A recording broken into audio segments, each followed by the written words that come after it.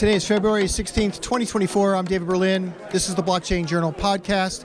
I'm coming to you from a special Boston Blockchain Association event that's being held at Suffolk University in Boston. And standing with me is Doug Mehne. He's one of the directors of the Boston Blockchain Association, one of the organizers of this event and all of the events. And Doug, the last time I spoke to you, we had a chance to just talk about what was going on and wrapping up 2023. Yep. But now you guys have a full agenda for 2024. So first of all, thanks for joining me on the podcast. Yeah, thank you, David.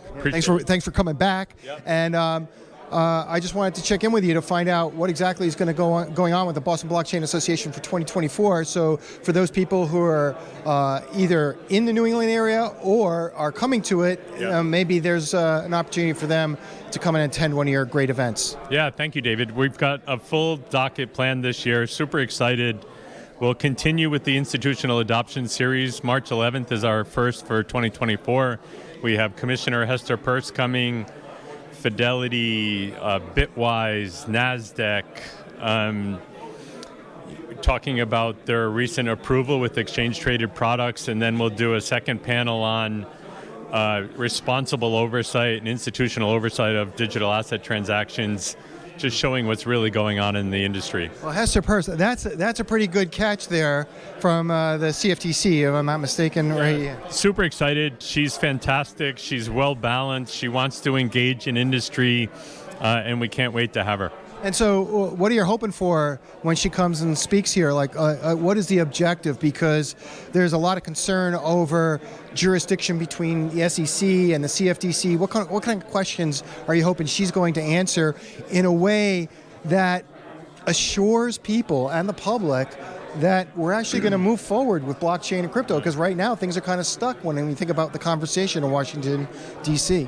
It's a great question. We started this series, and we talked about this in December, but we started this series to do two things. We wanted to demonstrate to the industry, the regulators, the lawmakers, that there are people and firms out there that want to do this in the right and compliant way. And we also wanted to show the inside perspectives of the ecosystem around the adoption of blockchains and digital assets from an institutional perspective. So part of having her come to Boston is to see exactly that, but also the chance to ask her some direct questions about what is it going to take?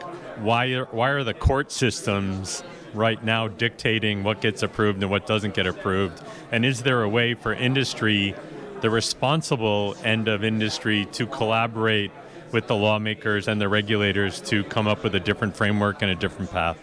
Yeah, when I think about the government, I think about four different parties. I actually only thought about three, but now I'm thinking about four based on what you just said. Yeah. You've got the courts. They have to weigh in on things. Yep. You've got the CFTC. They've got their own view. You've got the SEC. They've got their own view. So those are the regulators. Yep. And then you've got the lawmakers. And they all seem to be pretty much out of lockstep with each other. And that seems to be one of the biggest concerns for companies that want to innovate with blockchain. There is certainly a disconnect. You could add the OCC to your list of federal regulators as well, and then you have the network of state regulators. What we continue to try to do from a BBA perspective is advocate and represent these firms that are trying to do this the right way and open up the dialogue and communications with these regulators and lawmakers to show them that there are groups that really want to come up with the responsible framework so they know what the rules of the road are. So you're going to have Hester here, obviously an opportunity to influence her thinking, and you're going to send her back to Washington, D.C. When she goes back, what's the message you're going to send her back with?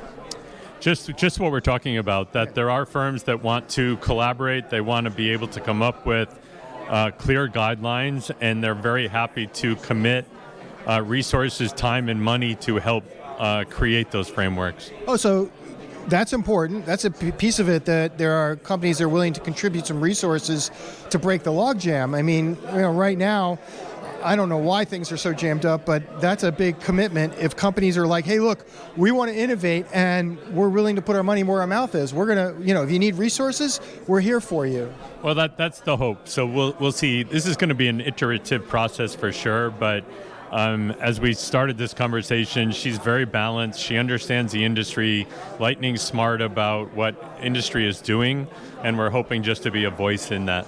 Yeah, you said that you're hoping she'll go back to Washington, D.C. knowing that organizations want to comply. They want a framework. They want regulatory clarity is what they want. Like right now, it's not about whether or not there is or there isn't a law. It's just about the lack of clarity. And so it's very difficult to set up shop not knowing where things are going to land 6 months from now or 12 months from now. So don't you think she knows that already? Isn't she hearing that message from other influencers like the Boston Blockchain Association? I think she certainly understands it, and she's out in industry meeting with all kinds of other groups, private companies, industry, trade associations, and nonprofits like the BBA. But we want to continue to just be that consistent voice and hopefully get a seat at the table where we can help to contribute. Okay, so a seat at the table. You mentioned NASDAQ. That got my attention because NASDAQ has kind of swung in a couple different directions when it comes to the blockchain business. They were setting up some sort of, ability to, institutional custodian service or something like that. Yeah. But then they backed off on that. So what's going on with the NASDAQ? NASDAQ has listed a couple of the exchange-traded products that were just approved. So the BTC spot exchange-traded products, NASDAQ did those listings, so that's why we've invited them for March 11th. Okay, so they're going to be speaking as well? On the first panel, yep, with the asset managers. Okay. What's coming after the March 11th date? I mean, we've got a whole year ahead of us here.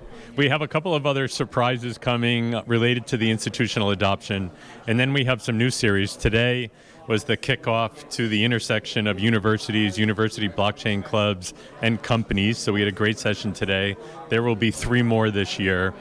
Another new series we're doing, we just kicked off last week.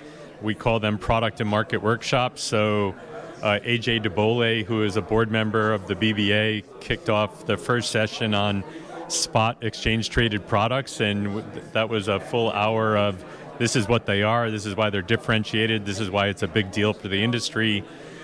She'll continue to do those throughout the year. Those are pure market and product education sessions. We'll do another virtual series on non-financial services related use cases of blockchain and digital assets. My favorite. That'll kick off on March 6th.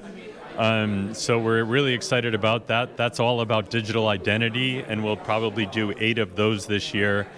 And then we're kicking off another series focused on, I'm calling it Insights and Innovations with U.S. and Massachusetts lawmakers, where we will have lawmakers come to Boston and help to expose them to what these innovations and use cases really look like. Why is the Boston Blockchain Association doing all that? Why do you guys exist? Like, that's a lot of work that you guys are doing, and if I'm not mistaken, it's kind of a volunteer effort. So, like, what's going on here? How is it that you're able to do all of these events and all of these, educational seminars and so on, and still do your day job? Yeah, it's challenging at times.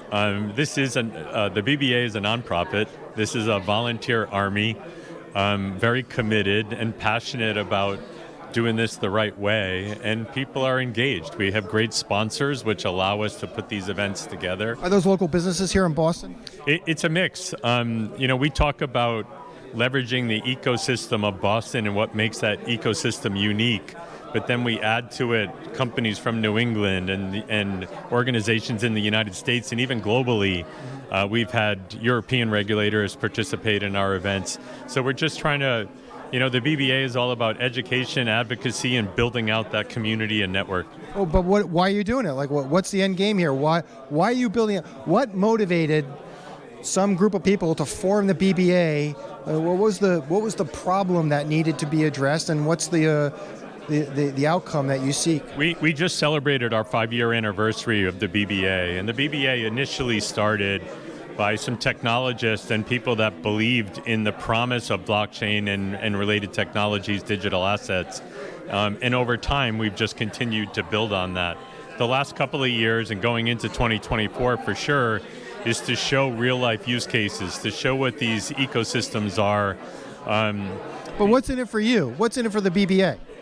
The BBA gets to be right in the center of what's going on. We get to build out that community, which is most important to us. So it's fun. It's super fun. And the last area that I'll highlight for you for this year is we're going to continue on an event that we started in 23 around blockchain and digital asset innovations in healthcare and life sciences and biotech and pharma, and we're planning a 2-day event in September. So it's taking the same approach, but extending those technologies to industries that are very unique to Boston and the Massachusetts ecosystem, but in an analogous way to what we've been doing with financial services. You know, you mentioned this very first kickoff thing with Suffolk University, but I think Boston also has this very unique academic environment. You've got Harvard; they have their own blockchain conference. You've got MIT. I mean, it really is extraordinary what's going on across all of the different, colleges and universities here in Boston. They all have courses going. I interviewed Ken Mooney earlier. Yeah. So they're teaching classes in this technology, which, by the way, is still waiting for Washington. I know. It's so fun to be a part of, though. And you asked why we do it. Ken invited me to go to this class. I've had 8 or so of his students follow up with me on LinkedIn, and they're bouncing ideas off of me. So that's fun. And why do we do it? The energy we had today with 6 universities and 6 university blockchain clubs and 5 amazing companies. They're super excited to meet each other and open up doors and network. That's why we do it. Yeah, that's right. I was sitting, when there was some food going around, I was sitting with multiple students from different universities, Boston, Northeastern. Boston University, Northeastern, Harvard. So it's really cool to see that happening. Well, Doug, I wish you the best of the luck. It's great to see things taking off with the Boston Blockchain Association. This could probably be your biggest year ever. So congratulations on the success so far. And I am hoping that I'm going to come to the March 11th event. I am hoping that I'll get a chance to interview Hester and put her on the Blockchain Journal podcast. Well, we'll see what we can do. I'm super excited she's coming, and let's see what we can do to help. I appreciate that. Thanks very much. Right. You've been listening to the Blockchain Journal podcast. My guest has been Doug Mehne. He's one of a member of the board of directors for the Boston Blockchain Association. And so, as you heard, there's going to be a lot of different events throughout 2024. Where can people find the Boston Blockchain Association? Come to the Boston Blockchain Association new website. There's a newsletter you can sign up for, and come to LinkedIn and look at the BBA LinkedIn site where we list all of our events. And what's the BBA website? What is the BostonBlockchainAssociation.com. Perfect. Okay.